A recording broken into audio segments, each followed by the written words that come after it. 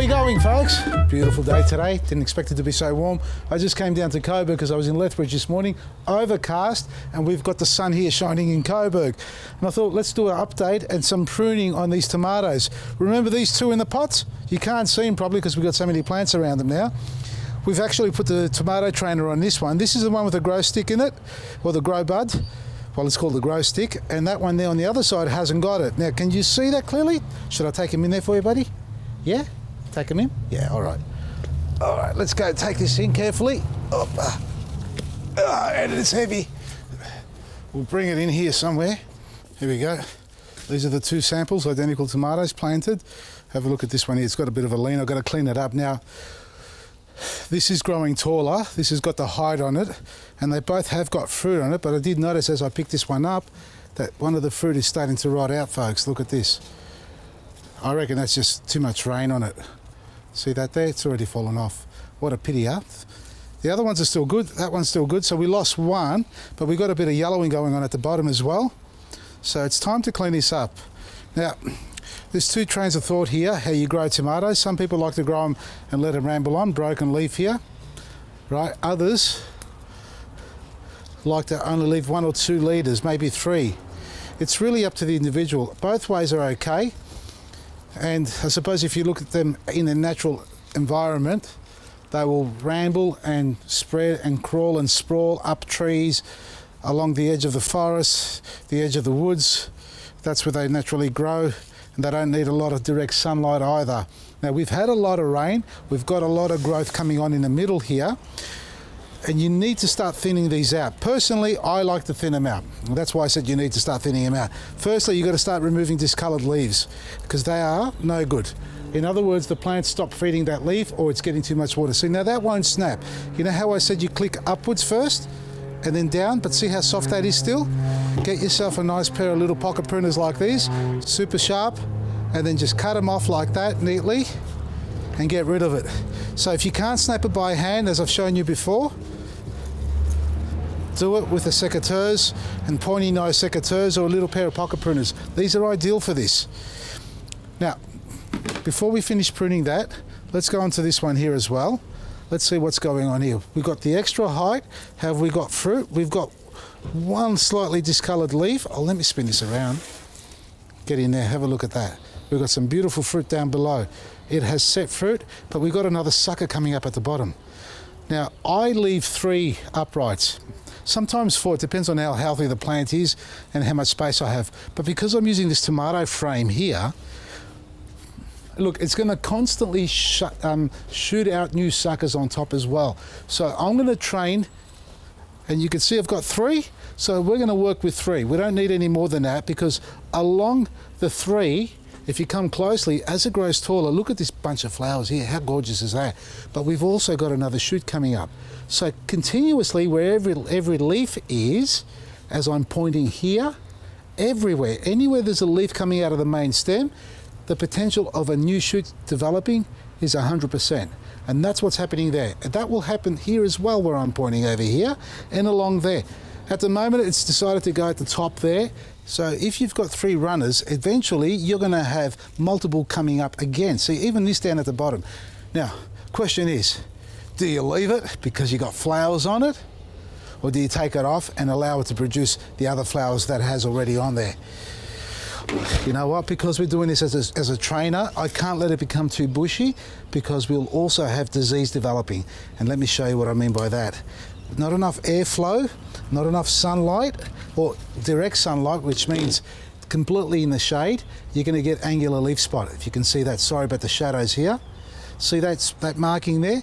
You'll also get septoria leaf spot and other problems like that. Now, I've picked these off our tomatoes in here because they're starting to show, well, not them, 1 or 2 have started to show a couple of signs like that. We clean them straight away. On your plants at home, do the same thing because the spores of these little viruses or, fungi or disease, whatever you want to call them, are going to spread by watering, and do not wet the plant on top if you can avoid that. I know some people like to spray them as a mist on a hot day if they're under shade, in a shade house. You can get away with that, but not too often. But again, you've got to monitor it and just make sure you do it at the right time. Look at this, we've still got a little stake in there. And look at this. We've got a little tie on there as well. I've absolutely done nothing to this plant, as you can appreciate. I've only been letting it do its own thing, run its own course. So that's coming off. Let's cut that off, like that. And let's work our way through it. We've got another sucker here, down at the bottom. I don't need that either, okay? I'm taking that off down there as well, like that. Now, what that's going to do is actually give the plant more energy, not that it needs any more because it's already grown big enough, to grow up above. Now, we've got a bit of tangling going on here. Some too many leaves. Now, the leaves are important to stay on the plant as long as possible, where you can leave them, because they cast a shadow over the fruit, a slight shadow, but you don't want it to sit directly on the fruit. Here, just in here. See how dense it is in here? We need to get a little bit more light through here. I've got another sucker growing here. Have a look at this. Here it is, just down in there. I just got to cut that one off as well, like that. See, I'm creating a little bit of airflow for the tomato, the fruit there that's setting, which is important for that, but we still need to leave a canopy over the top, and that's what this one here and that one will do. But all this other stuff, mate, I almost need my glasses. There's another shoot there coming up at the bottom. See what's going on? I've already cut off 1, 2, 3. Now, if these were big moluccas, for those who are struggling with their plants and maybe you've sown 10 seeds and only 2 have germinated, and you've got the big moluccas and they're doing this, grab that and stick it in, maybe some hormones if you like, and pop it in the ground and watch that grow. Layer it like this, bury all that down there and have this part sticking out, and watch this grow into another plant. So you could easily multiply your tomato crop by one single plant. You won't need 100 of them. Although, we've got a couple of thousand in here, folks. You've got to come down to Munro Street, Coburg, and get rid of all this. They're going to discount them. Well, they are 15% off until they clear it all out. So take advantage of those prices and enjoy it. Now, back to the topic. This is going to grow through here. I've got a leaf, I've got a node growing there. I don't want it to grow yet. I want this one to keep shooting flowers like that. See how we've got intermittent flowers coming on? So one over here, leaf, and another bunch over there, couple of leaves. So if that continues all the way up on each one, see there's another bunch there, another bunch there. These 3 shoots are going to be more than enough. That there, you can either pinch off, like I said, see how it's growing through already, or snip it off with something pointy like this. And that's pretty close. I might take this leaf down here off, a bit more airflow, and that one down there. So this one can be left alone now. No disease, no problems, nice and clean, touch wood. And the grow, for those who don't know what I'm talking about, this is the grow stick. It pushes energy back into the plant, so it generates a small current and it energizes the plant. So the energy it uses naturally, the plant by its own solar panels, which are the leaves, it only doesn't have to use all its energy to keep growing. It takes some of the energy from this. So this this allows this to grow bigger and stronger. And as you can see, it's already done that. So we have had lots of multiple growth going on in the middle, just as this one here. The leaves aren't as big. It's quite dense in here, but let me, look, here's our shoots. 1, 2, and possibly this one down here on this side here, 3. Hard to see because we've got so many other ones growing in the way. Time to thin it out. So we start from the bottom again. And I basically picked the biggest, strongest ones, the 3 biggest and strongest ones. Like I said, you can leave 4, you can leave 5, you can leave it all. Up to you. You can just walk away from it and just let it ramble along the ground, or just let it sprawl over any other residing plants in the garden bed as well. And I'm taking away the discoloured leaves. Okay, this one had a lot more discoloration on the leaves than the one with the grow stick. I'm taking this one down here off, gone. And again, if you cut too many off and you think you've thinned it out, sit back and wait. It will all grow back again. It will really grow back again. And there's another shoot in the middle. So I've got 2 more to take off, all right? And then we'll compare it. So we've got 3 on that one there, and 3, and take this stick out, and 3 on this one here, and the clip as well. Get that out of the way, and cut this one off as well. There. Okay. So we're left with the identical size, or amount of branches, to that one there. Have a look.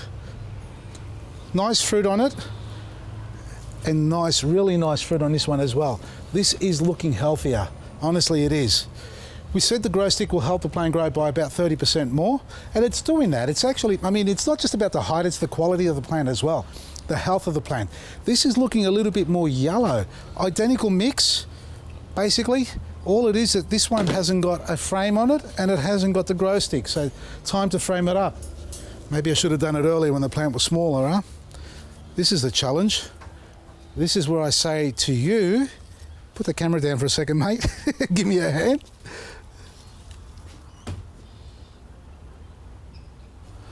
There we go. Great work, teamwork. This is what we call teamwork. So that's on. Now we push it down carefully so we don't squash any leaves at the same time. And that goes down to the bottom like that. All right, compare the two. Now, this is yellowing off a little bit. I'll leave that one there for now. Nice fruit, beautiful fruit as well. Slightly bigger growth, as you can see already, and a stronger looking plant by comparison, folks. The grow stick, we have sold out. But these are now available at all leading garden centres, all participating garden centres. We've sent out a launch to them, so if you want to get one from your local garden centre, pop in there, request them about the grow stick, and I'm sure they'll get onto us and order their batch to come in. They should be arriving by the end of November, early December, folks.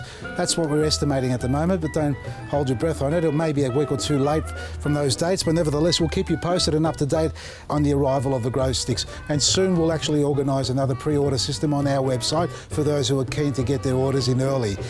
Enjoy your garden and check out our website, vasilisgarden.com. Everything you need every day discounted at respectful prices so you can have a wonderful garden just like this one here. From me, Vasily, Maresi.